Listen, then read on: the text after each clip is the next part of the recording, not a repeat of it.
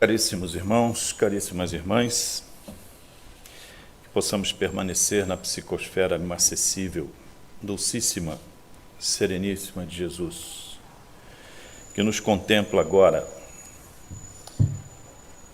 com a sua infinita misericórdia. A lição selecionada para a nossa reflexão consta da lição 12 do livro O Espírito da Verdade, psicografia de Francisco Cândido Xavier e Valdo Vieira, com o título Em Plena Era Nova. O texto é de Eurípides Barçanufo e se refere ao capítulo 18, item 9 do Evangelho segundo o Espiritismo, que tem como título Muitos os chamados, poucos os escolhidos. Não por acaso, a lição inicial nos adverte, lida agora pela Valmirene, para a necessidade de autorreforma, de autotransformação.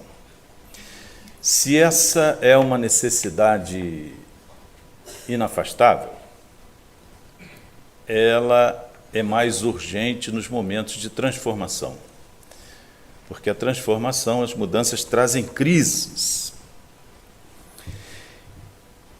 E as crises que experimentamos no cenário que se vê hoje exigem de nós um ato de reflexão.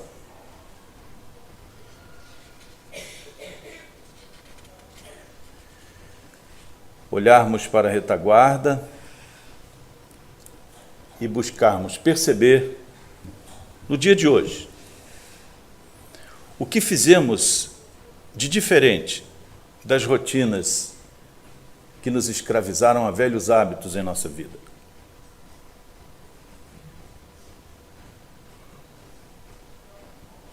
Mobilizamos ao otimismo,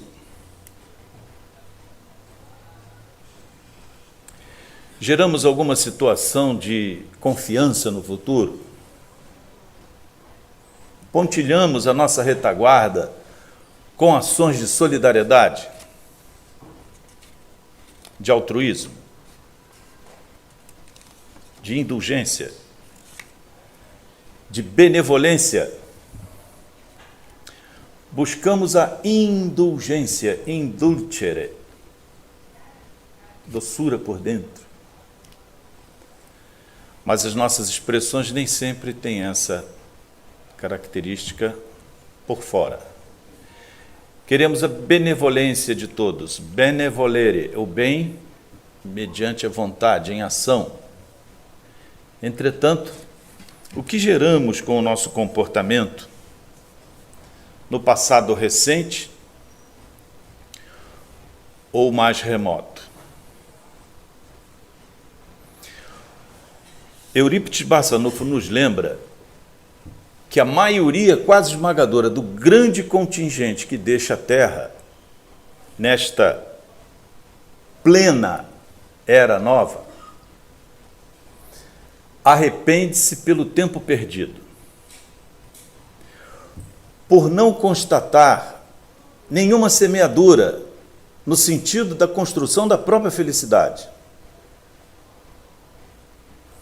Vivemos todos ainda muito aprisionados a velhos conceitos que estão imbricados, vinculados à nossa alma e nós nem nos damos conta.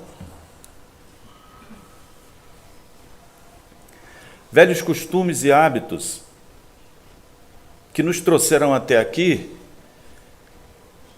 e em que pese o aparente sucesso, não nos planificam a alma. Com base em postulados científicos muito sólidos e reconhecidos, nos achamos superiores, melhores.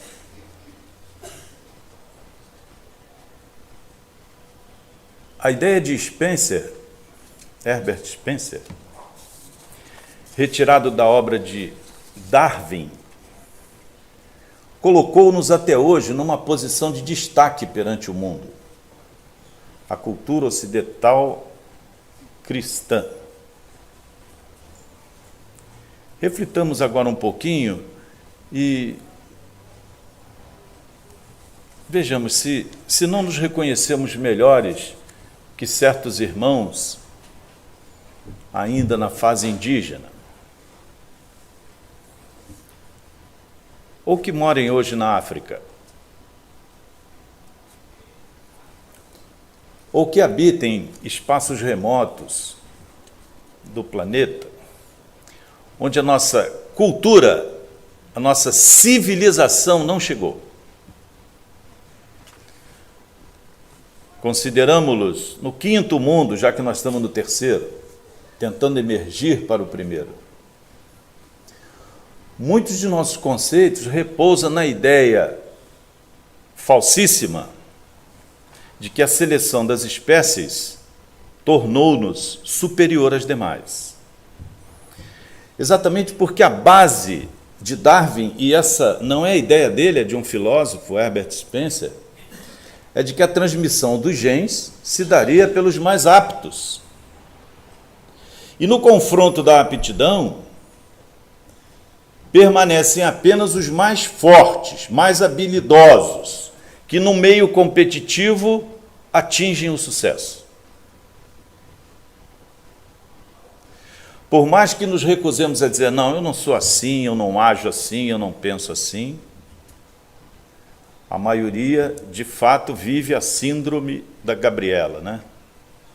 Eu nasci assim, eu vivi assim, vou ser sempre assim. E até nos jactamos de estar em determinadas posições, como aqui antes mencionamos. Porque esta é uma verdade. Então, reconhecimento, admiração, respeito, só os vencedores. Numa competição sem barreiras, sem ética, estabelecendo o critério da exploração, da dominação a qualquer preço. Porque alguém no passado descobriu que nós somos superiores.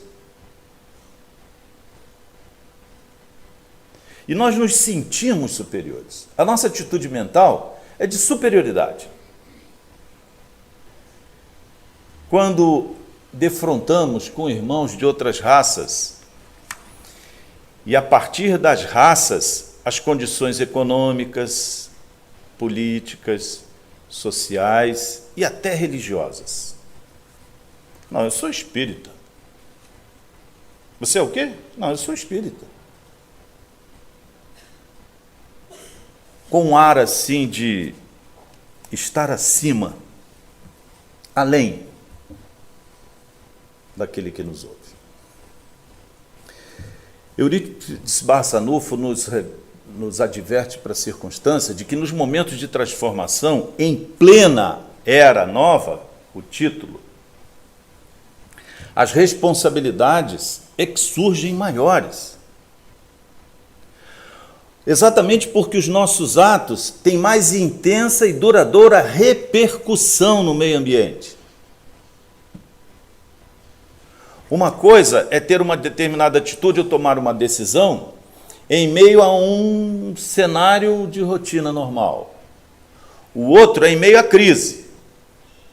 Quando as atenções estão agudizadas, quando a maioria está procurando uma saída. Neste momento, a seleção de caminhos pode determinar inexoravelmente o nosso futuro.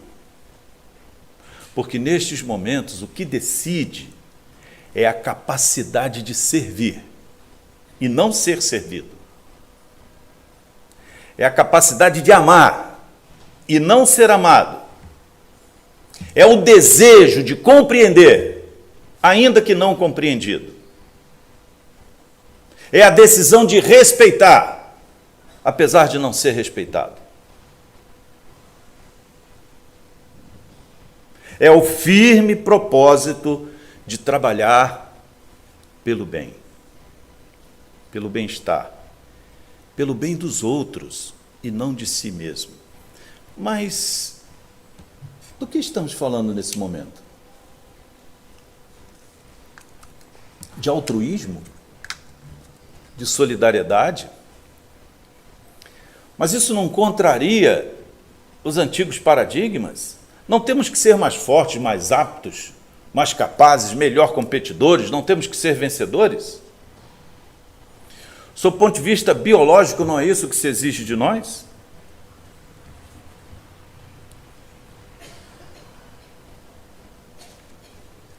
Em plena era nova,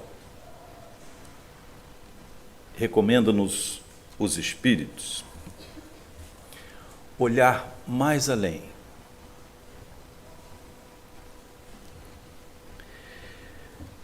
Porque, segundo o Evangelho, as palavras de Jesus são eternas e inamovíveis. São a verdade, são o caminho e a vida, como ele exemplificou. Constituem, segundo o capítulo do Muitos Chamados, Poucos Escolhidos, a nossa salvaguarda, o nosso salvo-conduto celeste. Ou seja, é o pressuposto do bem-estar futuro. Mas quem não estiver interessado no bem-estar futuro, diz o capítulo, item 9, do capítulo 18, é o penhor da paz. Na terra, não lá, mas aqui. Da tranquilidade. Da estabilidade. Do equilíbrio. E, por fim, da segurança. Não há ninguém que se sinta seguro violando esses princípios. O próprio capítulo 9 diz que, é Jesus quem o diz através de Mateus 5:9, que os que violam as leis de Deus e pelo seu comportamento arrastam outros pelo exemplo, ou seja, ensinam o aparente sucesso da violação, serão os últimos no reino dos céus.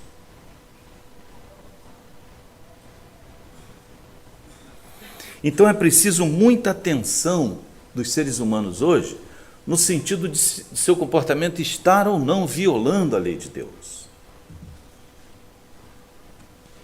Eis porque todas as instituições humanas, políticas, sociais, religiosas, se apoiam nessas palavras de Jesus. Serão estáveis e como casas construídas sobre a rocha.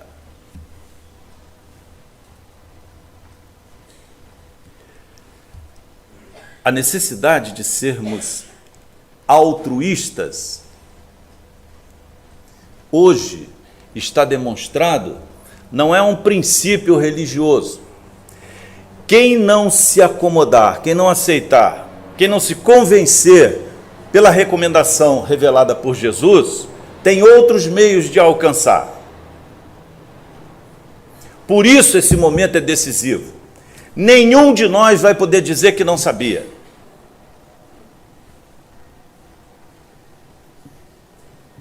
Nenhum de nós, sob o ponto de vista consciencial, vai ter a possibilidade de dizer que errou pela má interpretação. Porque o conhecimento hoje chega num nível de exaurimento do conceito. Por isso a crise ética é de conceitos hoje. E quando se chega ao nível do exaurimento, não há desculpa. Não há quem possa dizer, mas eu não compreendia bem isso. Eu não entendi que fosse assim. Eu não percebi que era esse o convite. Edward Wilson, que é considerado o pai da sociobiologia da Universidade de Harvard, tem um livro extraordinário, mas ele é um dos muitos.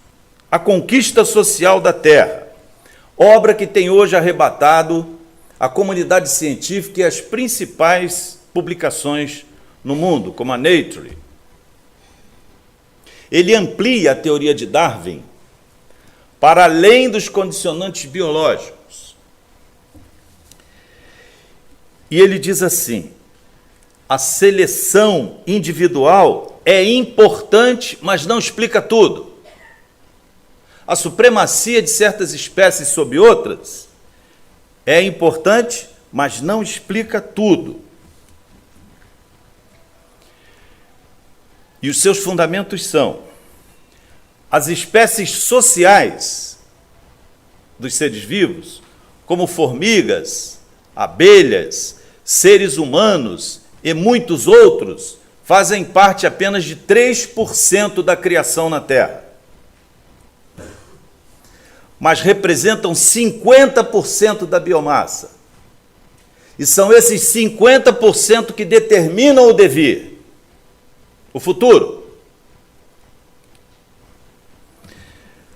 Quando a cooperação mudou o discurso, não é mais competição, é cooperação. Representa vantagem para o grupo. Os genes que o promovem são naturalmente disseminados entre o grupo.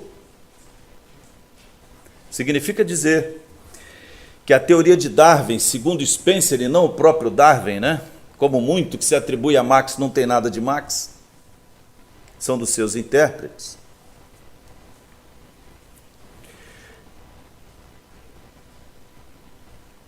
Foi apenas explorada sob o ponto de vista do corpo. O que acrescentou Edward Wilson? Ele diz: o ser humano não é só corpo.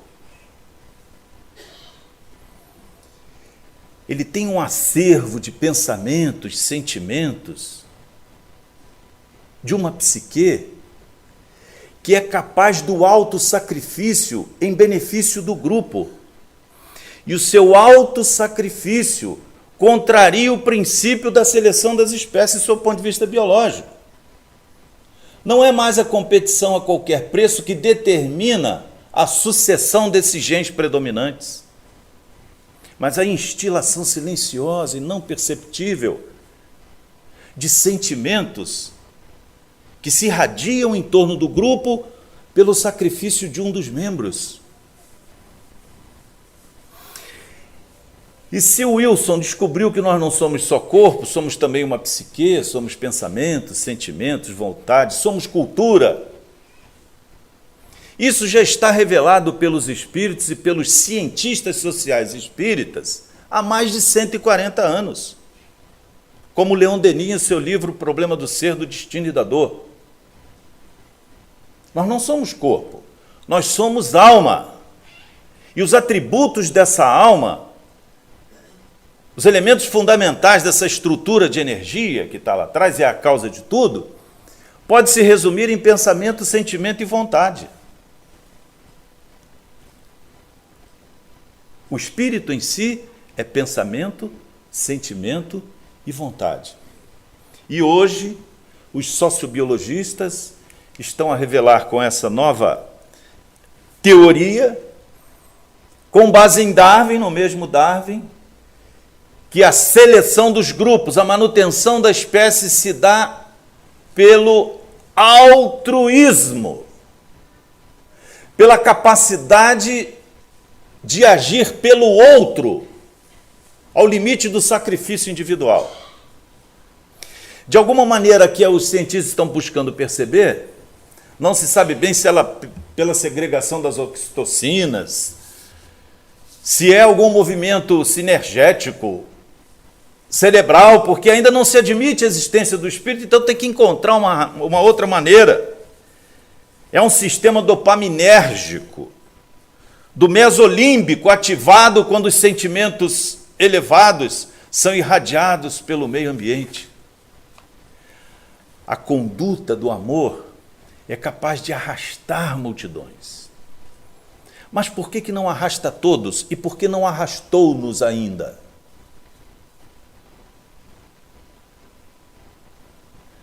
Porque em cada um de nós repousa o tesouro do livre arbítrio.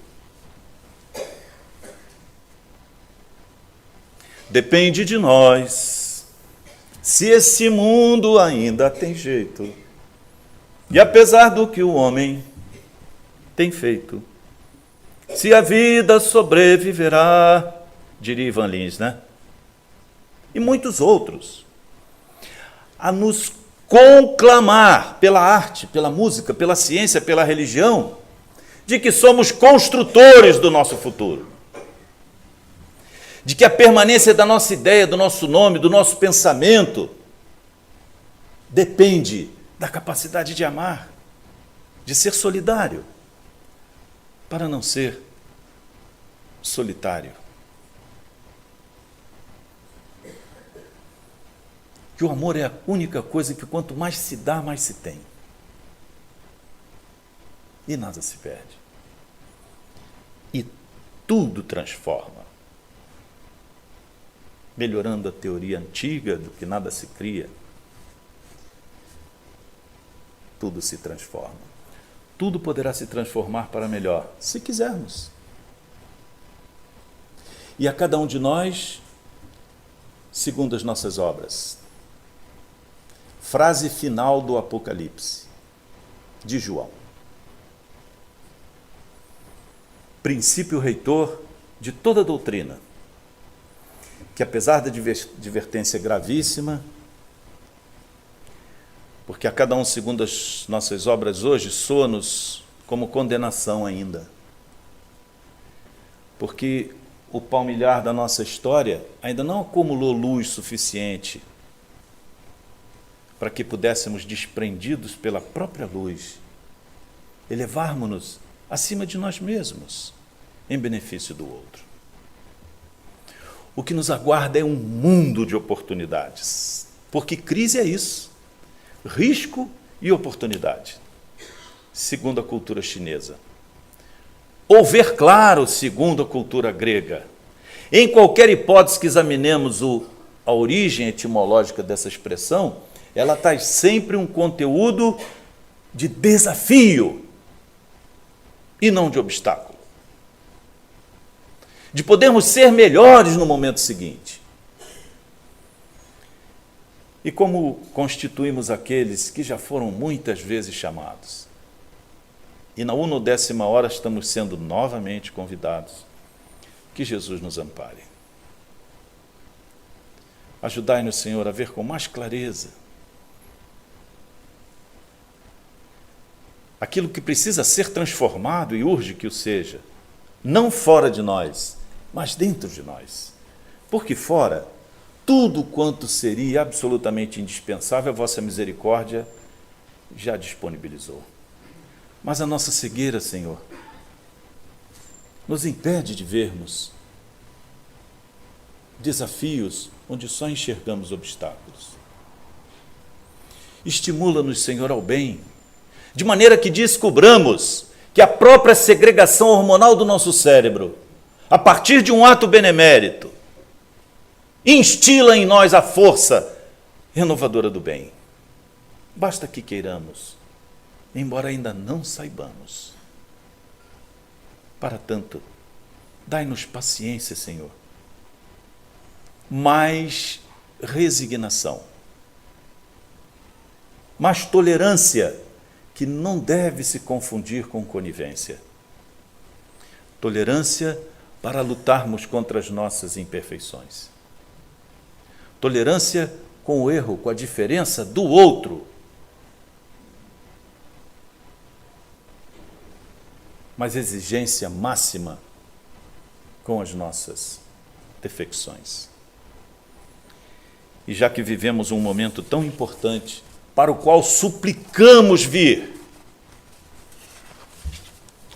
nós te suplicamos estar aqui e agora, em meio a estas circunstâncias, a esta quebra de paradigmas continuada.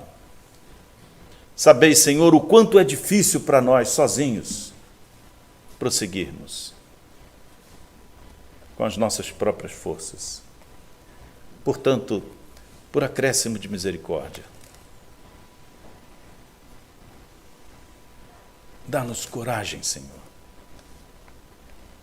Coragem para enfrentarmos a nós mesmos e tudo quanto mais o vosso coração decida colocar em nosso caminho, porque apenas anelamos estar e permanecer convosco tal como agora, pelo resto dos nossos dias. Que esta paz que se irradia do teu coração possamos receber como semente divina, construindo em nós a paz que agora nos desejais, como todas as vezes que vos aproximastes de nós ao longo da história. A minha paz vos deixo, a minha paz vos dou. Louvado seja o Senhor.